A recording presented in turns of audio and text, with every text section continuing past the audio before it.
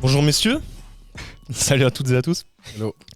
Bienvenue sur Bump, l'émission pour les anti-athlètes qui veulent comprendre la prise de force et la prise de muscle. Et bienvenue à l'ASPTT Lille Haltérophilie, une première dans la salle pour ceux qui nous regardent sur YouTube. Aujourd'hui, on se retrouve à 4 personnes. C'est quelque chose qui est paru depuis très longtemps. On va présenter brièvement les invités. On a Trésor que vous connaissez comme d'habitude. Ouais, salut à tous. Et on a Victor qui n'a pas été présent depuis... Un moment. Tu sais combien de temps ou pas? Un an, non? Plus. Ouais, un an, 13 mois. Wow. T'as compté? 13 mois. Bah, j'ai regardé les derniers épisodes. Okay. Et on a un petit nouveau. On a William qui nous rejoint. Et en fait, ça fait plus de 2 ans qu'on n'a pas été 4 sur le podcast. Putain, c'est top. Donc à chaque fois, on était 3. Donc grand moment, plein d'émotions. On va prendre le temps de présenter l'invité quand même. Est-ce qu'il veut le faire lui-même ou est-ce qu'il aimerait que Victor le présente? Tu veux que je te présente, William? Allez, Victor, présente William pour voir. Ok. William, coach sportif. À succès. À succès. Dit-il. Dans le monde du crossfit principalement, si je me trompe pas. Grand amateur d'haltéro. Il fait que perf en ce moment, ça fait plaisir. Coach spécialisé dans la mobilité, si je dis pas de bêtises aussi. Voilà, un petit peu sur tous les terrains, le cardio, la force, la mobilité, on va dire sa spécialité. Un bon crossfitter. Hein. Ouais, c'est ça, complet. Est-ce que tu ajouterais quelque chose à cette présentation, William? C'est plutôt complet. Trop bien. Pratique. Et est-ce qu'on peut savoir comment on t'a rencontré? Eh bien, par le biais du Krebs, en passant mon diplôme de coach, j'ai rencontré Victor, puis après j'ai rencontré vous deux, forcément, puisque vous connaissez depuis. Et après, ça a plutôt bien matché et je dois dire je suis assez fier un peu de toujours côtoyer des personnes pour qui ça a fonctionné, en tout cas dans le milieu du sport, parce que notre promo n'a pas forcément eu un grand succès, en tout cas pour la suite. Le bilan. Ouais, du coup, pour un peu de contexte, vous vous êtes rencontrés en BPGEPS. Tout à fait. C'est ça. Et après, vous avez glissé sur d'autres pratiques sportives qui nous ont fait nous fréquenter un peu plus. Exactement. Promo de combien de personnes? On était une bonne vingtaine, hein. Ouais, c'est ça. Au moins 20, ouais. Et 25. Et vous avez été formé par Romain d'ailleurs, qui s'entraîne ici. Oui, c'est vrai, gros big On lui passe le bonjour s'il passe ici. Ok, et parmi les 20, il y en a combien qui coachent encore? Wow. En termes de pourcentage, je dirais 20%. Ah ouais, si peu. Ouais, vraiment. Ouais, c'est pas étonnant. Ce que je vois sur le réseau, ça se bouge. Ah ouais, ok. Ouais, c'est compliqué. L'avenir du coaching sportif. Ouais. 2 points. Non, mais on a plein de choses nous, on arrive encore à bosser dedans, donc on a plein de choses à évoquer. Tu as parlé de pas mal de sujets. Effectivement, William, il bosse dans le CrossFit. Il s'est formé pas mal sur la mobilité. C'est sur quoi tu as concentré ton activité et ton approche pendant longtemps? Est-ce que c'est encore le cas? Ouais, je suis toujours orienté autour de ça. Maintenant, j'essaye quand même de vulgariser un peu le trait pour plutôt parler de mouvement, d'amplitude de mouvement, de confort et de liberté de mouvement, essentiellement. Parce que mobilité, c'est assez barbant pour les gens. Quand j'entame des différents suivis, les gens ils vont moins s'orienter vers quelqu'un qui parle uniquement de mobilité pour de la prépa physique. Parce qu'au final, moi, c'est la prépa physique que je fais, généralisée. Mais j'approche toujours ma manière de faire à partir d'un bilan mobilité. Ouais. Et tu t'es formé auprès de qui? Essentiellement, du coup, j'ai commencé avec Alexis Beck, ses différents travaux là, avec la série sur les articulations acier, etc. Ouais, qu'on cite souvent. Exactement. Après, j'ai fait le mentorat qui est suisse, il m'a ouvert les yeux sur la mobilité, du coup, qui est lui il s'est formé avec André Ospinal, avec la méthode FRC. Et derrière, toute la notion de la prépa physique de manière générale, et même comment gérer un petit peu son business autour de ça. Et puis voilà. Est-ce que tu veux nous faire une petite démo de ta mobilité? Je veux faire une rotation. Non, mais c'est quelque chose qui se bilande pas mal et qui a pris pas mal de place dans nos entraînements, surtout en entraînement résistance. Trésor, tu bosses aussi un petit peu avec ça. C'est quelque chose que tu évoques avec tes clients. Victor, je sais pas, peut-être un peu moins. Euh, Ouais. Comment est-ce que vous abordez la question? Est-ce que pour vous, ça fait une part très importante dans l'entraînement, quelle que soit la pratique sportive? Victor, Jean-Marie? De la mobilité, Ouais, tu ouais, parles? ouais. Est-ce que c'est important pour toi, la mobilité dans le sport, l'entraînement? Je pense que ça a une part d'importance dans le fait où, quand on va commencer jeune, on va dire une activité physique, on va avoir on peut dire ça, quelques prédispositions, on va dire, sur les amplitudes de mouvement, ce genre de choses. Et si on ne les cultive pas, au fur et à mesure qu'on va évoluer dans sa pratique ou même dans la vie de tous les jours, on peut perdre ce genre d'amplitudes qui peuvent tout simplement nuire à notre bien-être quotidien, sur nos performances, etc. Donc je pense que effectivement c'est un domaine on va dire, à entretenir Mm. tout au long de sa vie et de ses entraînements. Après, moi, personnellement, j'en fais rarement. La mobilité, honnêtement, j'en fais rarement. On va dire la seule mobilité que je fais, c'est sur mes mouvements en fait, classiques de musculation. J'entretiens mes Ouais, sur ça, amplitudes. faudrait peut-être reprendre le temps d'en discuter. Ce que c'est vraiment la mobilité? Ouais, Est-ce parce que c'est ça. faire de la mobilité, en fait? Mm. C'est ça. Toi, c'est quoi pour toi, William, la mobilité? Bah, la mobilité, c'est un bon cocktail. Un bon cocktail de force, de stretch, enfin d'étirement et de contrôle moteur. Donc quand tu mélanges les trois, tu peux te dire qu'il y a des sports qui vont indirectement améliorer ta mobilité si tu la travailles pas spécifiquement. Je pense à l'haltéro au final. Ouais. Quand Victor il a parlé, si tu pratiques depuis tout jeune, tu peux, comment dire, c'est entre guillemets, la bonne période pour développer cette mobilité inconsciemment, tu vois, sans vraiment la travailler de manière spécifique, un peu comme je fais, ou vous faites peut-être. Et voilà, ça va être un ensemble de plein de choses. Et s'arrêter par contre à la mobilité, c'est du stretch 10 minutes après ma séance. Non, c'est trop Ouais. réducteur. C'est Ouais. ça. Donc, comment vous travaillez ça si c'est pas 10 minutes après la séance, brièvement? C'est En quoi fait, vos approches? ce qui peut être intéressant, c'est de l'incorporer, on va dire, par des petites parties au sein même de son entraînement, tu vois. Pas faire juste en fin de séance ou en début de séance, mettre ça par exemple dans sa montée de gamme, ce genre de choses, tu vois, pour monter en puissance sur l'exercice et en fait vraiment incorporer ça, on va dire, dans son entraînement pour pas que, comment est-ce que je pourrais dire ça, ça nous impacte négativement.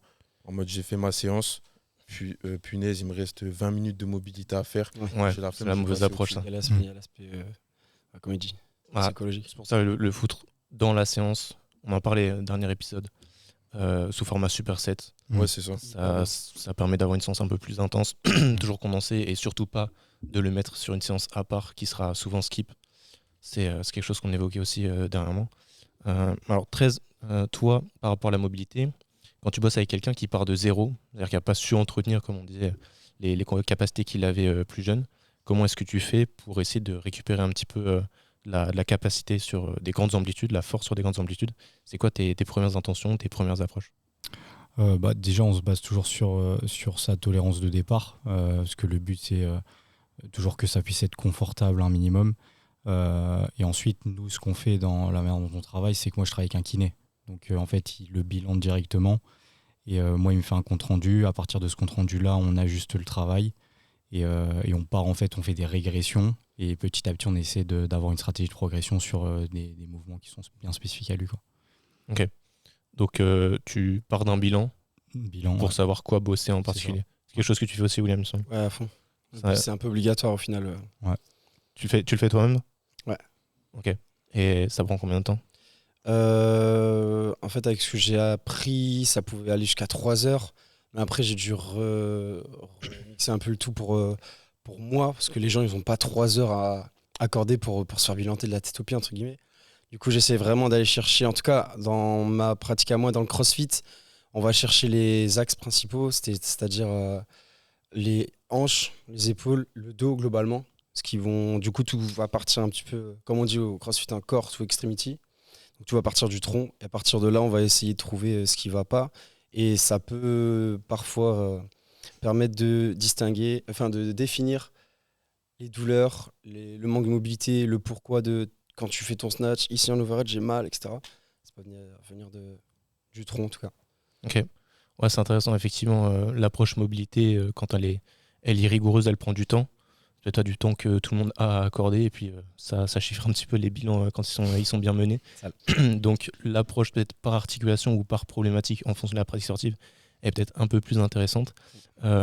Si on va un petit peu plus loin par rapport à la mobilité, pour vous, qu'est-ce que ça permet? Est-ce qu'il y a une notion de performance, de tolérance à l'entraînement ou de capacité d'entraînement? Est-ce qu'il y a aussi des questions de prévention de douleurs, de blessures? William Chambry, dis-nous. Du coup, pour moi, c'est un mélange un peu de tout ce que tu as dit, dans le sens où, pour moi, de ce que j'ai tiré de travail de mobilité, c'est tu vas améliorer ta. Comment dire?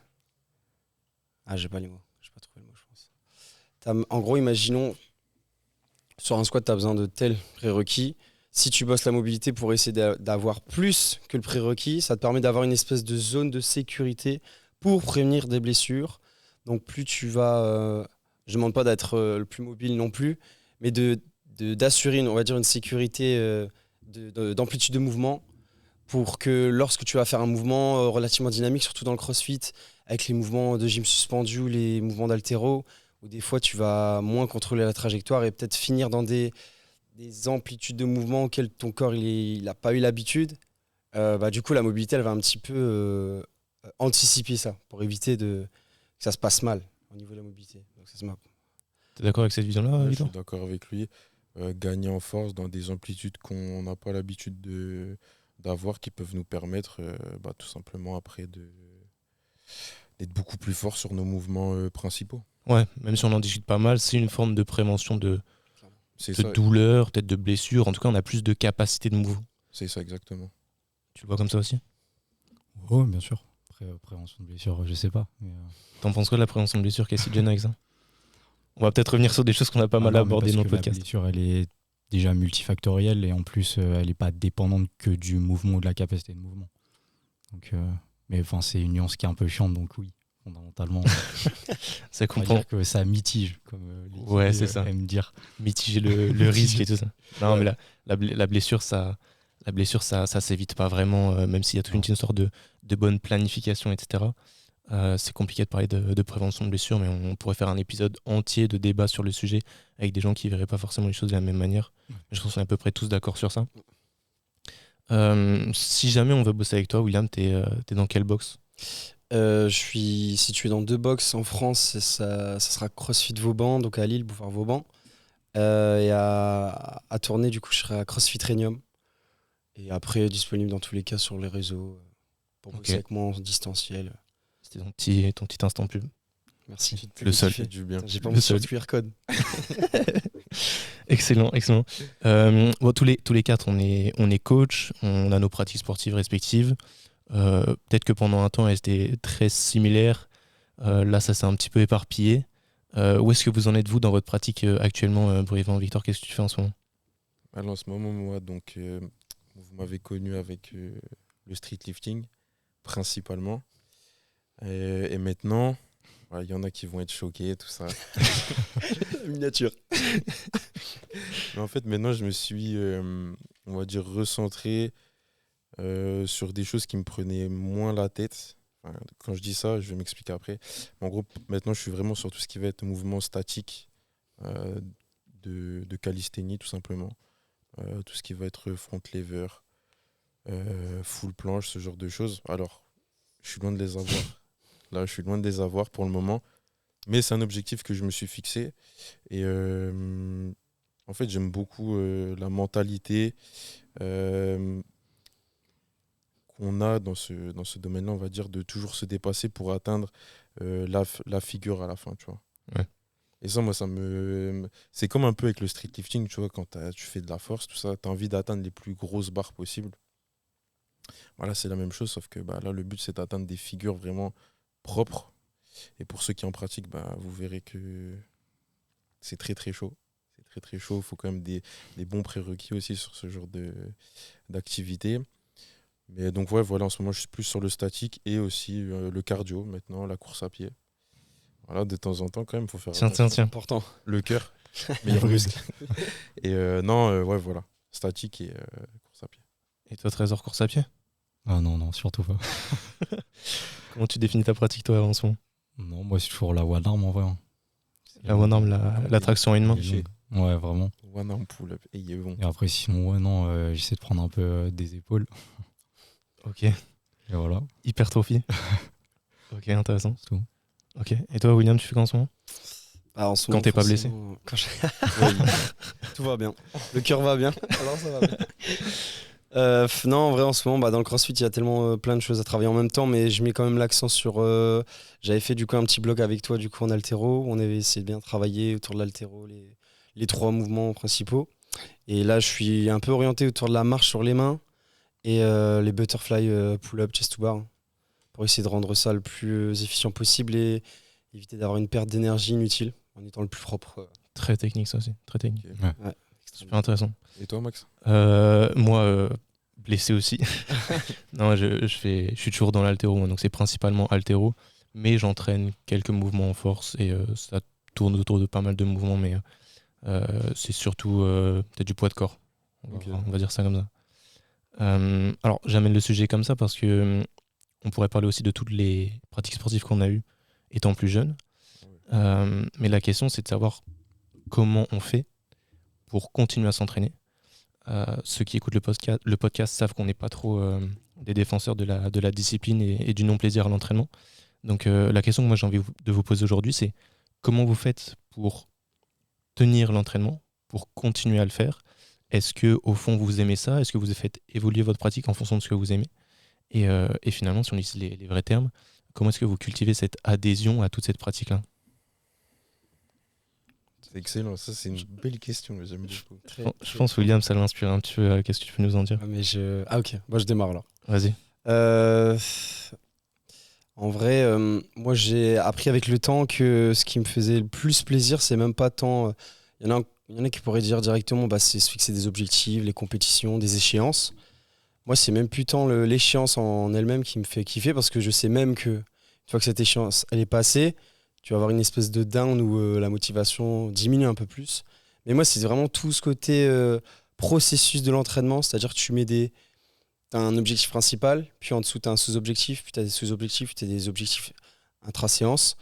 Et moi, je trouve ça hyper pertinent du coup de me rendre compte à quel point sur certaines séances, je vais ressentir les bénéfices d'une séance à une autre, ou d'une semaine à une autre, ça va dépendre. Et il y a aussi toute la frustration quand c'est pas un jour pour toi, tu sais, où tu te sens moins bien, par exemple, sur une grosse barre, tu sens qu'elle est plus lourde alors que la semaine dernière, elle était beaucoup plus légère et tout. Mais c'est vraiment tout ce processus-là de progression qui me maintient, entre guillemets. Et après, le sport, ça a toujours été quelque chose qui m'a fait kiffer depuis tout petit, j'en pratique et je sais que l'esprit de compétition, c'est... Brièvement, t'es passé par quoi comme sport, toi? Alors moi, j'ai fait du foot. T'as commencé jeune? Dès mes 6 ans, j'ai fait du foot pendant 6 ans. J'ai fini gardien. La main Pourquoi vous ferme. rigolez? Parce qu'il me tue, ça. Non, personne ne s'attend à ce que je dise que j'ai fait du foot. Après, j'ai fait du basket, de la boxe dans un parking avec des potes, je sais pas si ça compte. un peu de hip-hop et là du crossfit, muscu, crossfit. Ok. Depuis combien de temps muscu crossfit? Alors crossfit, ça fait 2 ans, coupé d'une blessure, d'une ligament, des ruptures de ligament.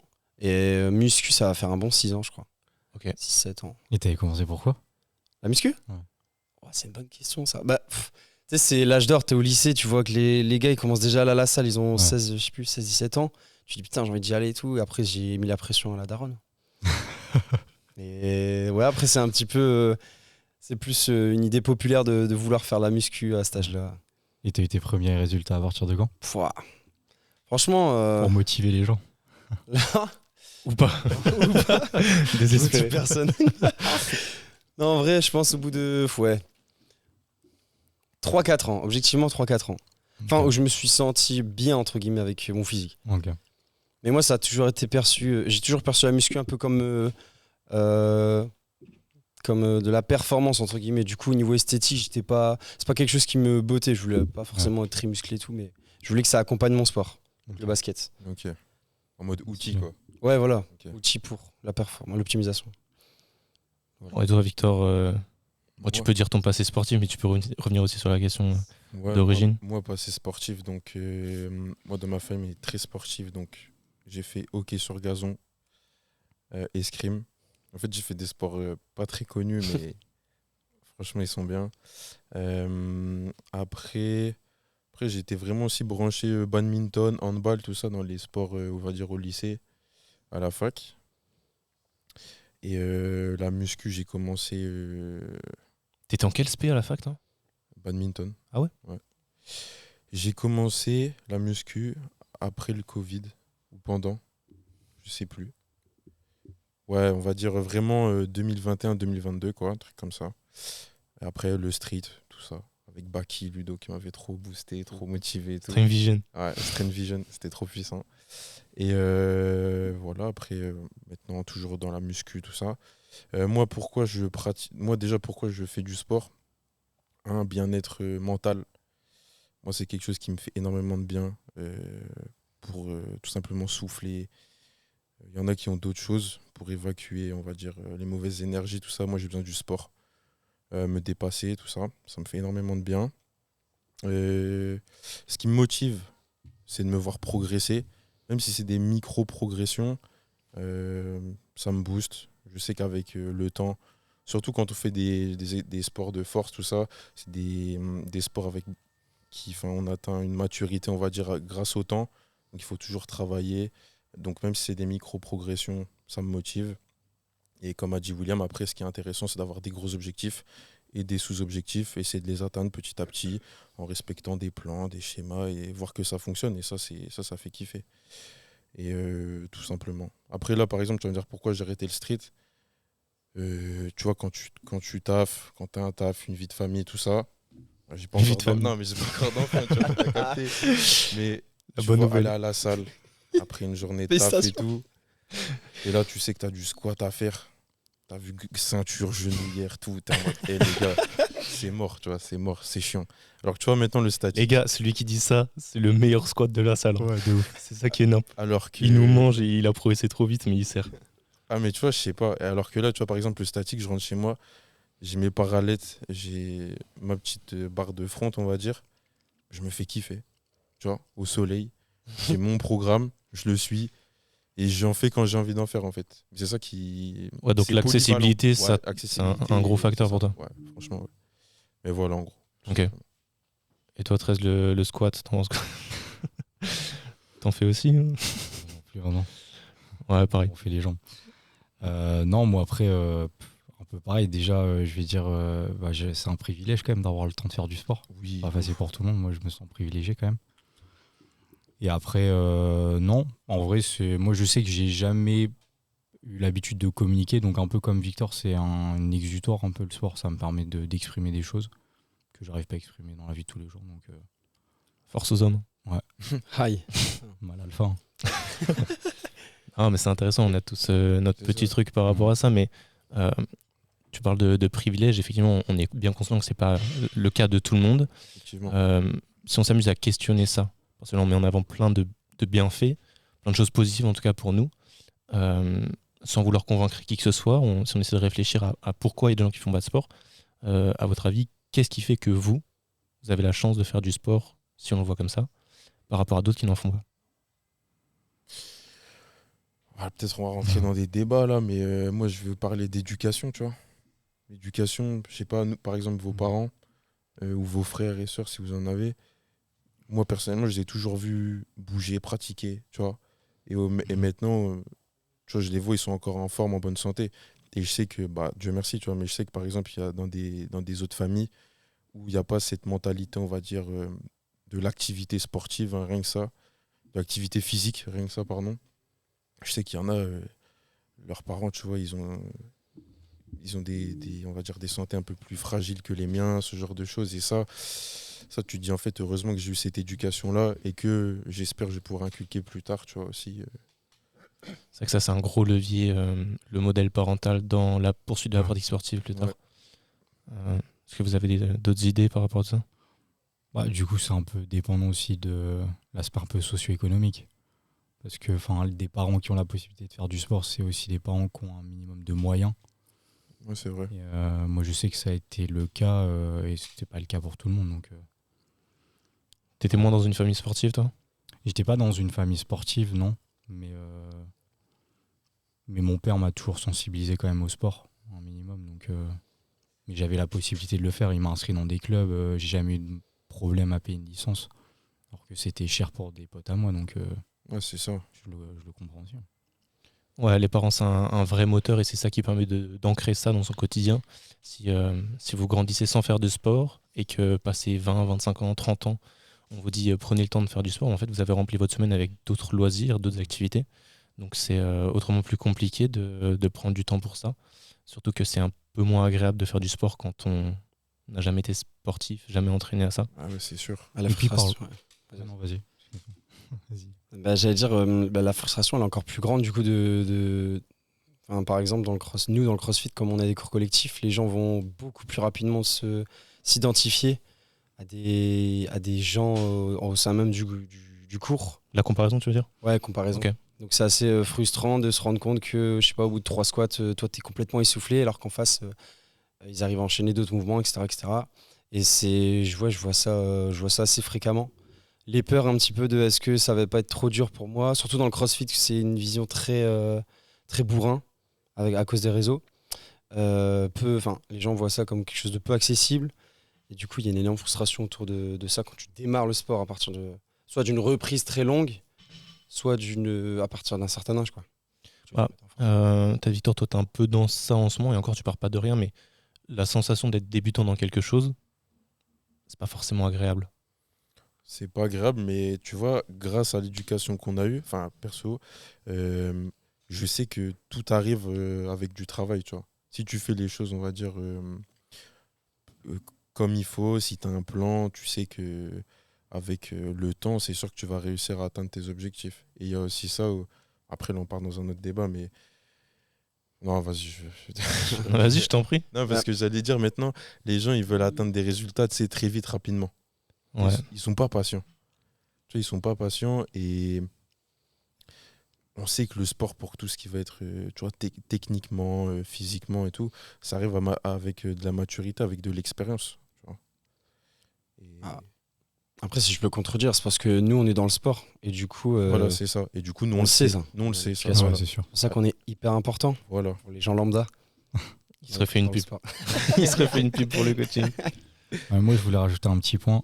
Et big up à mon daron quand même. Merci papa pour tout ça. Mais moi, ce que j'ai bien aimé en fait dans l'éducation de mon père, c'est qu'en fait, il a toujours fait passer le sport via le jeu. Ah ouais, Et lui. du coup, ça a stimulé vraiment mon plaisir. Et je le dis parce que je connais un peu des jeunes qui sont vraiment encadrés, mais sous le spectre de la performance. Et je pense que c'est important quand même en tant qu'enfant de pouvoir s'amuser en fait en faisant du sport. Et du coup, ça permet d'éduquer aussi via un plaisir en fait, et de se dire après, la pratique sportive, c'est aussi un kiff avant d'être une perf, avant d'être un physique. Et ça, moi, j'ai trouvé ça important et ça m'a jamais limité en fait. J'ai toujours eu le plaisir d'aller au sport et ça a toujours été vraiment le moteur. C'est peut-être la condition numéro 1 pour adhérer à une pratique sportive. Le plaisir, il peut passer par plein de choses. Là, tu as parlé du jeu, mais il y a des compétences qu'on peut cultiver par le sport. Et ça, ce que tu m'en as en Victor, c'est le fait de progresser sur des qualités physiques en particulier. Mais le plaisir, il peut passer par quelque chose de social aussi. Bien sûr. C'est quelque chose que j'aime bien rappeler. Effectivement. Et d'ailleurs, si vous voulez commencer un sport ou si vous hésitez à commencer un sport, essayez de le faire à deux.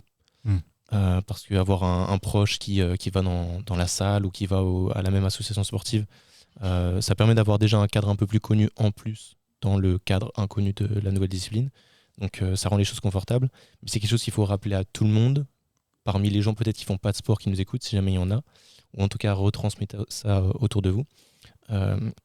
Quand on prend en charge quelqu'un en nutrition et qu'il ne fait pas de sport du tout, ce qu'on va cultiver, c'est pas la performance par la prise de muscle et la perte de poids, c'est le plaisir par la pratique sportive. Et donc, par rapport à cet objectif-là, il n'y a pas de bon sport, mauvais sport. Il n'y a pas de sport idéal.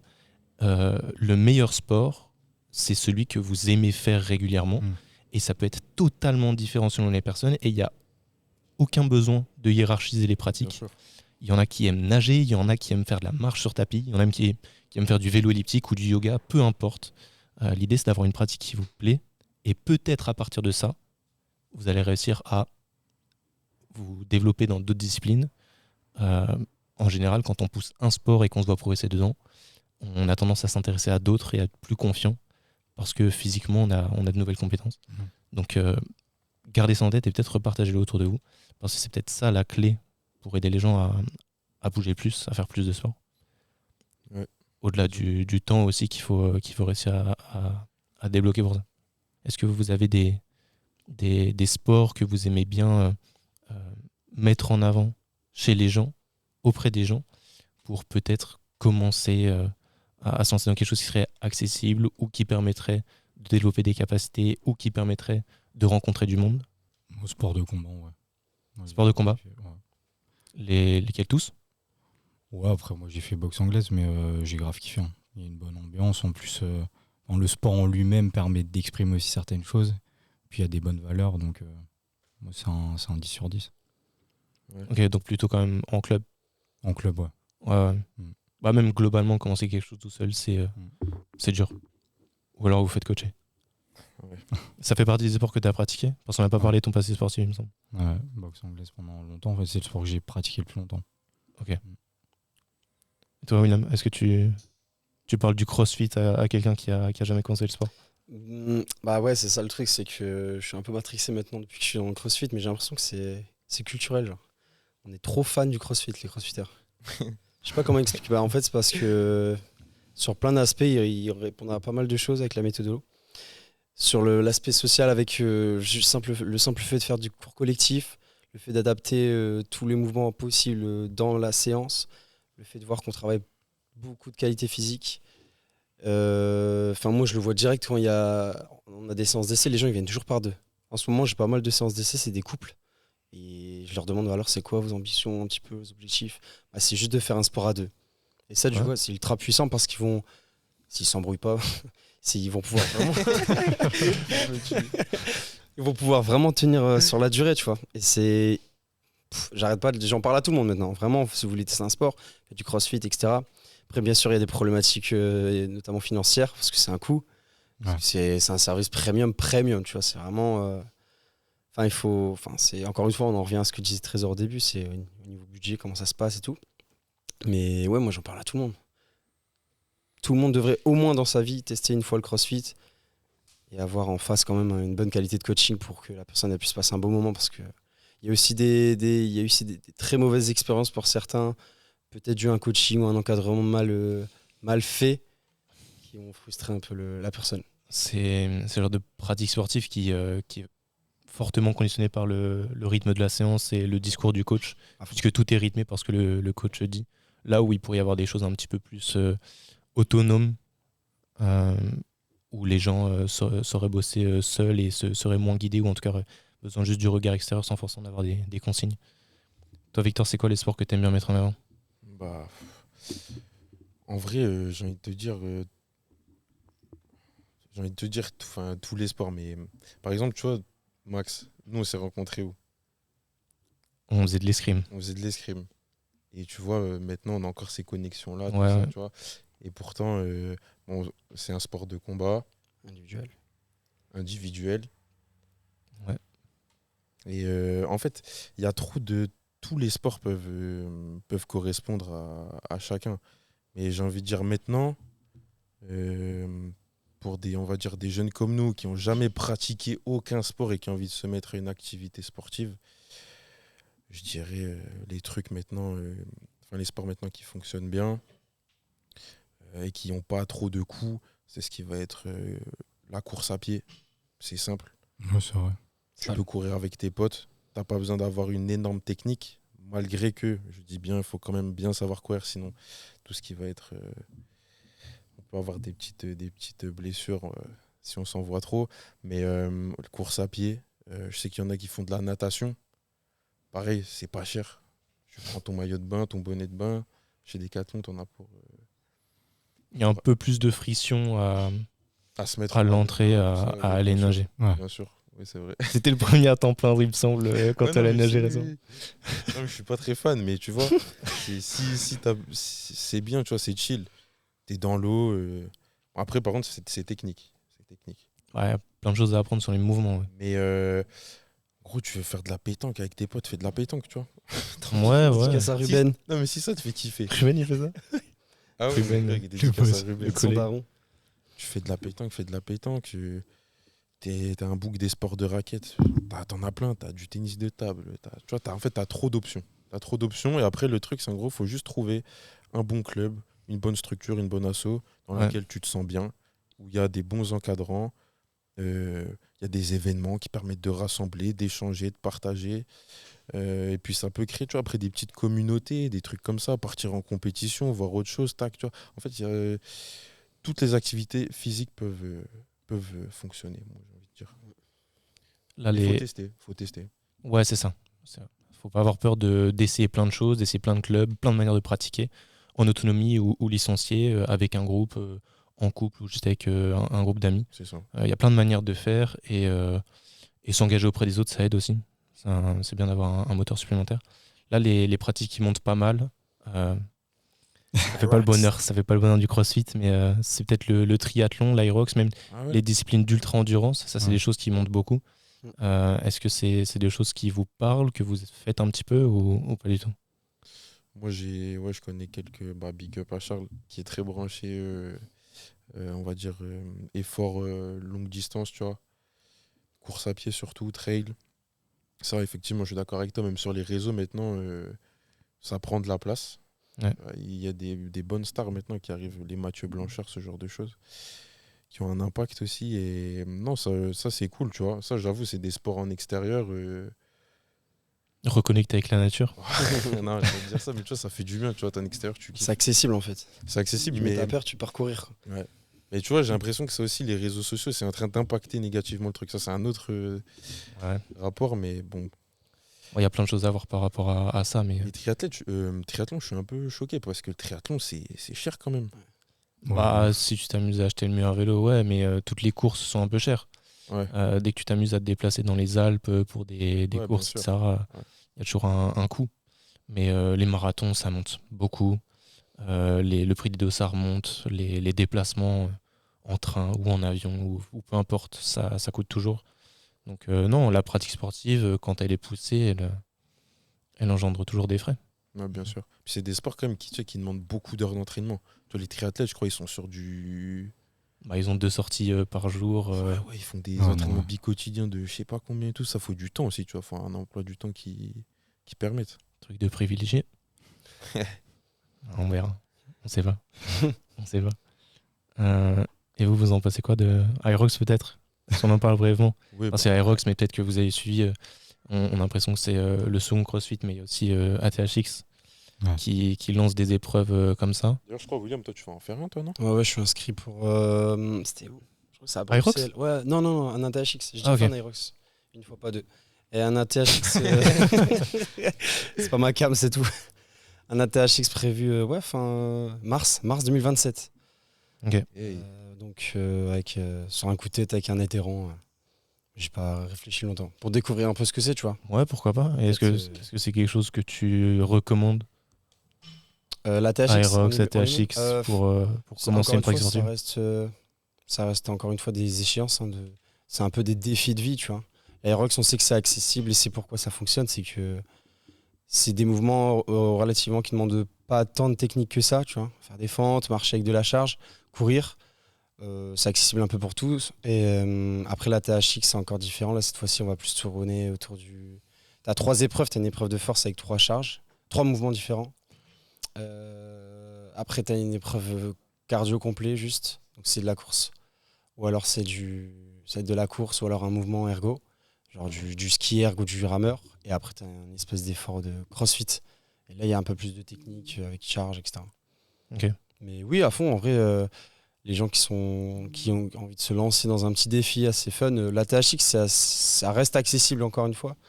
Pas autant que l'Aerox, je dirais, mais si ça permet aux gens d'avoir une espèce de lueur, de vouloir pratiquer leur sport, ouais, c'est pas de bien. Ouais. J'aimerais lancer dans un autre sujet avec vous par rapport à la pression du coup de continuer à s'entraîner qui est d'une autre ampleur quand on coach. Est-ce que pour vous, un coach doit s'entraîner comme un athlète de haut niveau et doit être particulièrement rigoureux sur son hygiène de vie? Fouah, débat de fou. C'est-à-dire complexe. rigoureux sur son hygiène de vie. Il y a des coachs qui s'évertuent à dormir tôt, à être réguliers sur le sommeil, à manger correctement, à servir d'exemple pour les autres. Qu'est-ce que vous en pensez de ça? Bah, si ça peut lui apporter une plus-value sur son coaching, tu vois. En vrai, tant mieux, mais je pense que tu peux être un coach et atteindre des performances avec tes athlètes sans que tu aies besoin, toi, de pratiquer à fond la discipline. Je parle notamment... il faut avoir quand même un passé, on va dire, dans la discipline pour connaître le sport en lui-même. Mais de là, toi, parce que par exemple, je reprends l'exemple de l'escrime ou tu vois, même de l'athlétisme et tout, tu vois. Généralement, les entraîneurs, des fois, il y a des entraîneurs, ils sont un peu vieux et tout. C'est des gars qui ont pratiqué à haut niveau. Et maintenant, ça y est. Eux, ils sont juste là pour conseiller techniquement. Ils vont te donner les meilleurs outils, mais c'est après à toi de faire le taf, tu vois. C'est vrai qu'ils font figure d'autorité par d'autres leviers. Là, c'est plutôt l'expérience ou C'est le ça. passé C'est sportif. ça, exactement. Mais est-ce que c'est quand même important quand on est jeune peut-être et qu'on n'a pas cette expérience-là d'être un exemple? J'ai envie de dire, dans un premier temps, oui, c'est important. Et puis, ça fait partie de l'expertise aussi, je pense. C'est L'expérience. Pour te créer ton expérience. Après, c'est jusqu'à quel point. Ça, c'est une autre question, mais l'expérience fait partie de l'expertise. Donc, J'ai un exemple en tête là qui fait un peu parler de lui. C'est un coach en body qui est spécialisé dans le posing. Manoa. Enfin, je suis pas sûr de son prénom. Sur Insta, je crois. Manel. C'est quelqu'un qui n'a pas le physique d'un body. Ouais. C'est quelqu'un qui donne des conseils à des mecs qui font 50 kilos plus que lui probablement sur le posing et qui n'a pas le physique de la discipline. Mais il s'est posé. Ouais, mais c'est ça. En fait, il a une expertise dans le posing qui ne requiert pas forcément un physique. Ça requiert juste une expérience de mouvement, une technique. Ouais. Donc, ça fait partie de l'expérience parce qu'il s'est posé. Ok. Ouais, voilà. Donc, Il connaît le sujet. mais c'est jusqu'à quel point, en fait, est-ce qu'il faut être un athlète de haut niveau pour pouvoir coacher? Je pense pas. Mais je pense que l'expérience reste quand même nécessaire pour avoir peut-être une vision un peu plus fine, avoir peut-être un peu plus de nuances aussi dans le regard. Et ça, c'est quand même important. Moi, je suis d'accord. Donc, Après, on dit ça, regarde Bollier, il a encadré plein de sports de très haut niveau au niveau olympique. Et la majorité il les a pas forcément pratiqués. Donc, Ouais, c'est vrai, je suis d'accord. pour la prépa physique, c'est un petit peu différent. Je sais pas à quel point il était proche des athlètes qui suivaient, s'il était le seul encadrant ou pas. Ouais. Mais pour vous, du coup, il faut quand même avoir vécu ce qu'on transmet. Ouais, un minimum. peut-être un minimum. Ouais. T'es d'accord avec ça? Bah, ouais, dans le sens où tu peux pas conseiller, dans n'importe quel sport, je dirais le basket par exemple, tu peux pas conseiller à un mec, lui donner des manières de bouger sur le terrain, si toi-même tu n'as jamais ressenti dans ta vie les sensations d'être sur le terrain avec tous les facteurs autour, le stress, la pression, la fatigue, les déplacements qui sont un peu plus fatigués, etc. etc.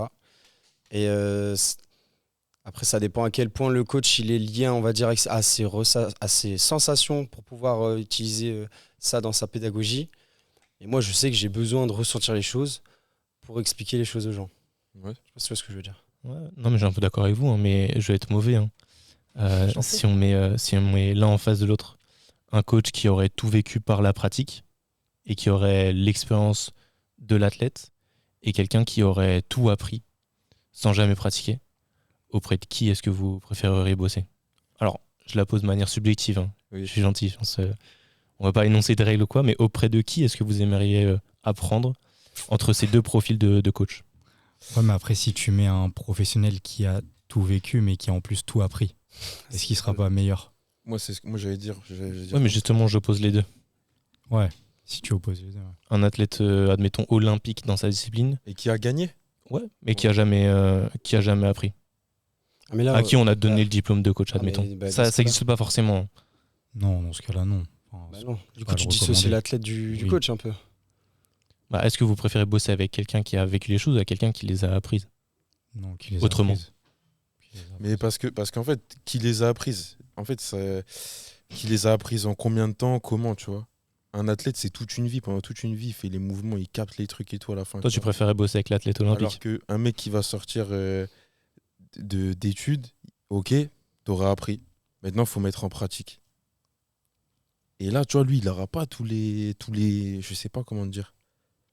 Alors que celui, comme il dit 13, celui qui a de l'expérience juste avec la pratique, en fin de compte, il aura quand même appris. Est-ce Après, que les, aussi la capacité à transmettre. Oui, Ah après, oui. il y a toute la pédagogie. est-ce que les tout bons ça. athlètes font des bons coachs? Non. Non, bien sûr que non. Mais par exemple, tu regardes au foot. Allez, on part sur un débat foot. Pep Guardiola, Ancelotti, Mourinho. Et ils jouaient, ils étaient bons, tu vois, au foot. Ouais, ils savaient les deux. Ouais, c'est vrai. Et c'est des mecs. Non, mais de toute Je pense façon, je pense qu'on est tous d'accord pour dire qu'il faut les deux.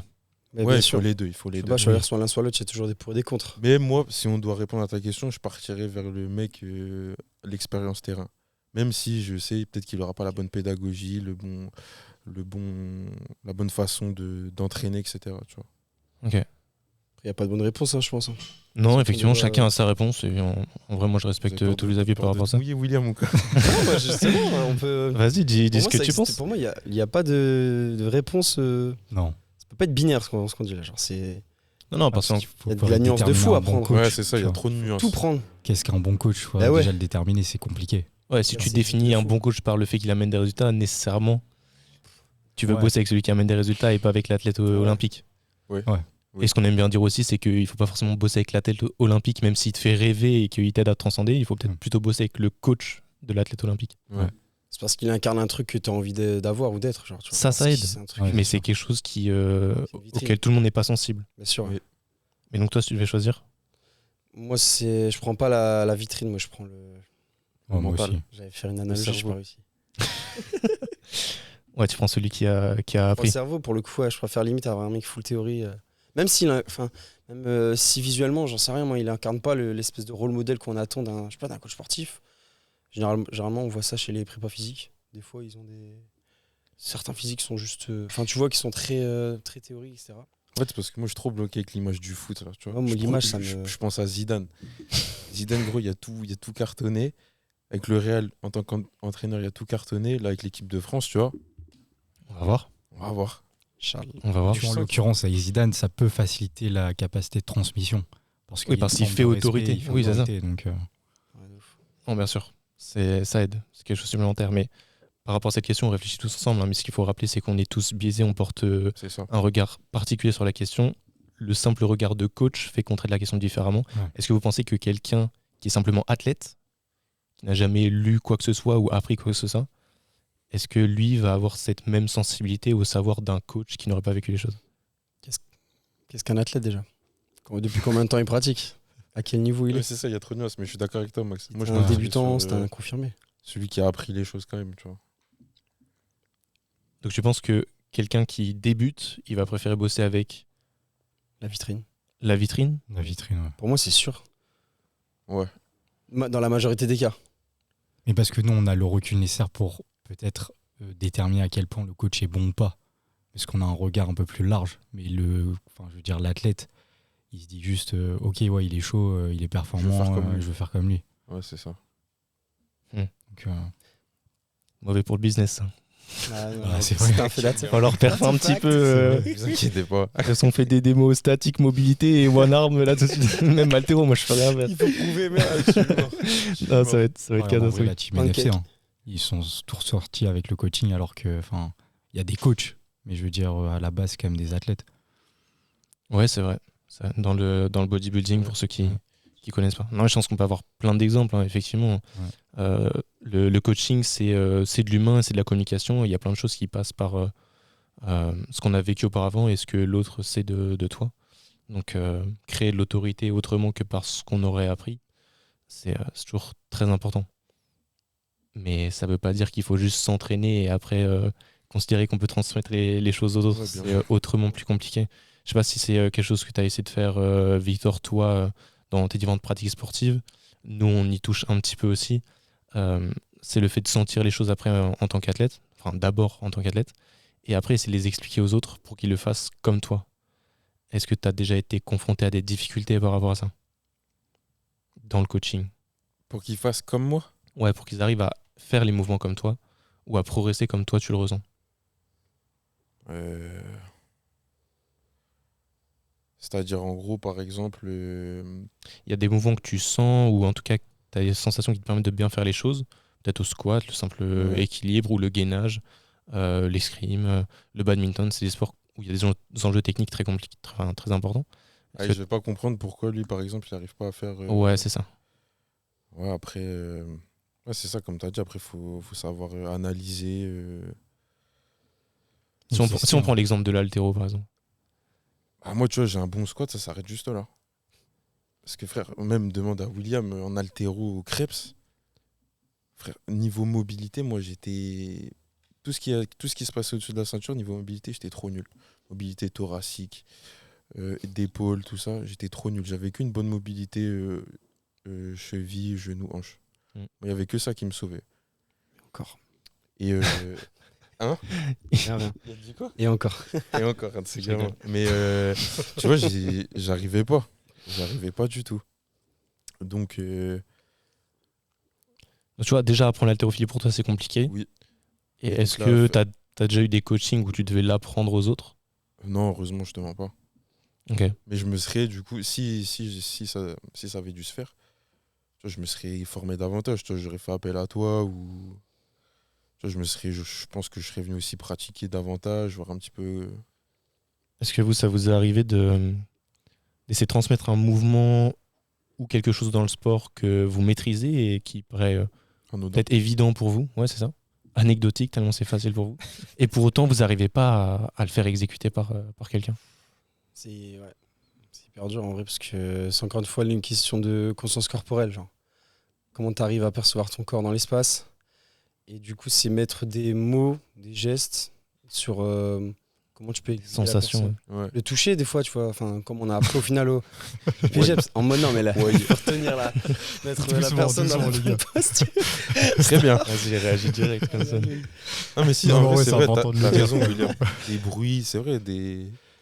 Tout le Maintenant, côté- tu vois, des gros. Tout le des côté trucs comme sensoriel, tu Ah, vois, ok. il est important. Le coaching par ça. ça. Ouais, voilà. Parce que l'idée du coaching, après, sur des mouvements en tout cas, c'est d'exprimer des sensations par des mots. Mhm. Et souvent, les mots qu'on choisit sont pas bons parce qu'on les choisit mal ou parce qu'ils font pas sens comme on Mhm. l'entend auprès des autres. Oui.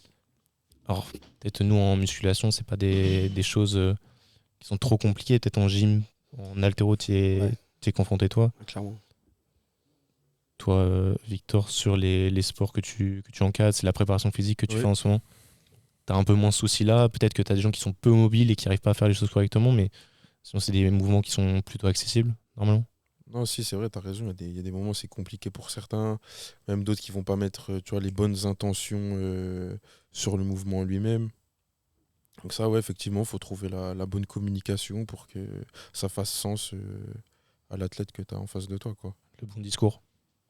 Ouais, c'est ça. Mais ça, tu vois, ça s'apprend. Je viens de te dire, ça s'apprend. Enfin, moi, personnellement, ça s'apprend un peu sur le tas, tu vois, en fonction de comment est la personne en face de moi.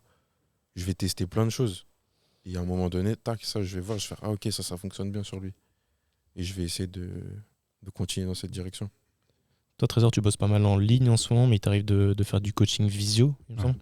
Est-ce que du coup, tu es confronté à ce genre de difficultés et si oui, comment tu t'y adaptes? Moi, c'est beaucoup de remise en question.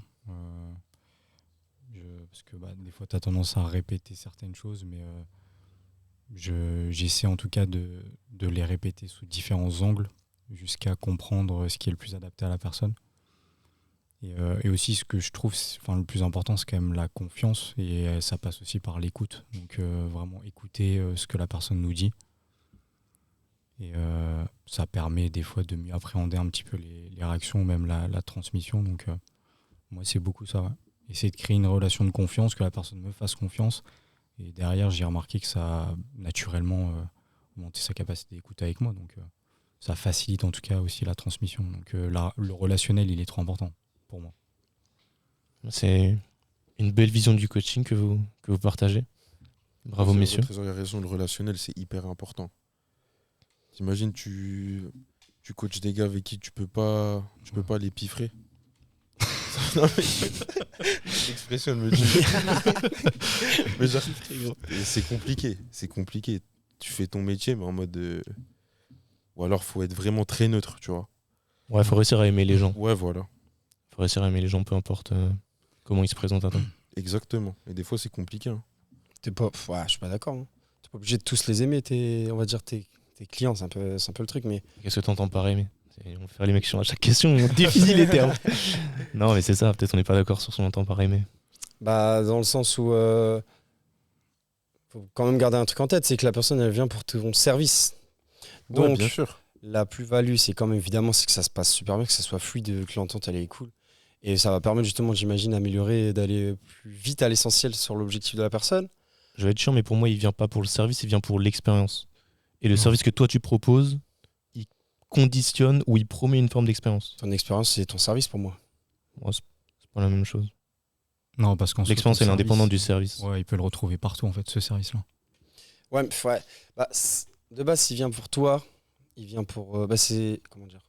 Ouais, dans ce cas-là, ça veut dire tu lui as Il a proposé accro- des expériences qui lui plaisent. Ouais, voilà. Mais c'est parce qu'il a accroché de par, je sais pas, les réseaux, ou peut-être le premier contact, tu vois. Tu leur Premier transmets contact des qui va te émotions. permettre de définir si la personne, elle veut travailler avec toi ou non. Et pour moi, cette expérience-là, elle définit ton service. Je sais pas si tu vois ce que je veux dire.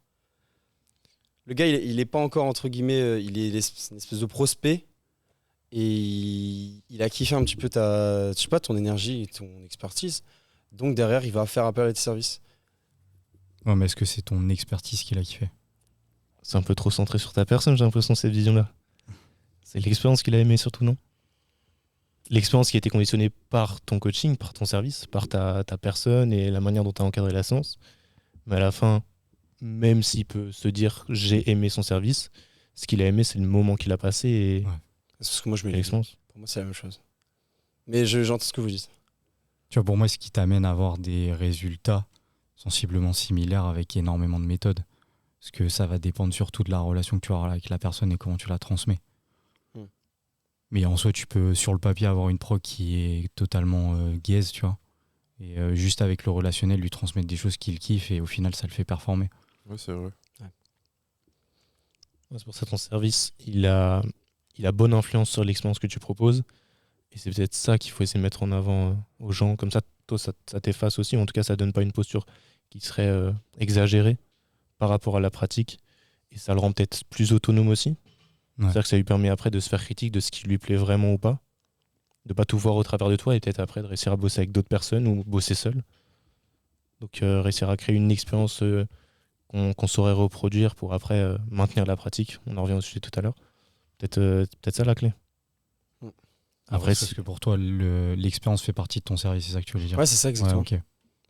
C'est ça. Globalement, c'était un petit peu ça. Ok. Mais je comprends ce que vous dites, au final, autour de ça. t'es un genre de gourou. Coach de vie. Aïe, aïe, aïe. Non, mais c'est intéressant. Moi, je pense qu'en vrai, on est à peu près d'accord sur tout ça. Les gars, ça fait déjà plus d'une heure qu'on discute de coaching, de sport, d'adhésion et ça. C'était très bonne discussion. Est-ce que vous avez des petits sujets que vous auriez aimé aborder ou peut-être un petit mot de la fin, sans faire de pub, pour clore cet épisode? Non, bah, restez branchés sur les réseaux, ça va envoyer du lourd. Hein. La phrase qui veut tout rire. Front lever et Non, tout. mais vous allez voir, restez branchés. Ok, ça arrive. Ouais. C'est en préparation. Mot-clé, ça arrive. Et toi, 13? Bah, Tutoie en arme. ouais, ce qu'on peut me souhaiter. Ouais, ça. La progression sans douleur. Le business. Business et performance. Bon, et toi, William, on te retrouve du coup dans des box de CrossFit dans le Nord et en ligne. Tu bosses un peu en ligne ou tu fais que du présentiel? Comment se structure ton service? De base, je travaille aussi en ligne, mais la plupart de mes clients, j'ai envie de dire, mes adhérents, ça va être mes adhérents de boxe. Donc j'ai beaucoup de... C'est pas vraiment de présentiel, c'est du distanciel, mais des personnes que je côtoie, on va dire, sur mes lieux de travail. Donc, est-ce que tu prendrais en charge quelqu'un que tu ne vois pas? À fond, bien sûr, ouais. Du coup, quelle problématique, quel objectif? Moi, je fais beaucoup de travail autour de la prépa physique. Et comme j'avais dit au tout début, du coup aussi, basé sur la mobilité, entre guillemets. Diminuer un petit peu les douleurs et reprendre un peu de la liberté de mouvement. et même préparation à une compète, préparation à une échéance du sport concerné par la personne. Et Ok, donc pas que pour le sportif. Ouais. Tu proposes pour le sportif, pour le crossfit, pardon. Ouais. Tu proposes une approche pour d'autres disciplines. c'est secondaire, mais je tends justement à partir autour du travail avec les athlètes de CrossFit sur cet aspect-là, mais je prends aussi des personnes un petit lambda au final qui pour sont du plus, bien-être, ce genre de choses. voilà, renfo, toujours les petites. Ta niche, elle est Leur pas assez niche. précise. Je pense que The tu vas pas Dad. convertir. C'est vrai, Dad. Non, mais merci pour tout ça. C'était un plaisir de vous recevoir, les gars. On remercie toi, encore l'ASPTT Ouais, toi, pour l'accueil. Toi surtout. Quoi Et toi? Bah, toi, les projets. Moi, je continue les études. Le but, c'est de réussir à apprendre l'haltéro à n'importe qui veuille progresser pour son sport ou pour de l'haltérophilie directement. Donc, en ce moment, j'ai des coachs qui s'intéressent à l'haltérophilie. Mais ça peut être des débutants qui veulent faire de la prépa physique. L'haltérophilie, c'est un outil central pour pas mal de problématiques. Donc, moi, c'est vraiment cette niche-là que j'ai envie de pousser. Et je fais encore des consultes en nutrition. Ouais. Simplement consulte les suivis, ça me plaît un petit peu moins. Donc, j'en reste là. Bientôt le séminaire. Ouais, restez branchés. On va faire un petit séminaire peut-être. On verra. Enfin, en tout cas, il y a des expertises qui se mêlent, qui se croisent et qui se complètent. Et ça peut donner place à de belles collaborations. On verra par la suite. Je vous remercie encore, les gars. Et on se dit à très vite pour un autre épisode. Yes. Merci pour Merci à l'invitation. toi. Salut à tous. Merci, PTT.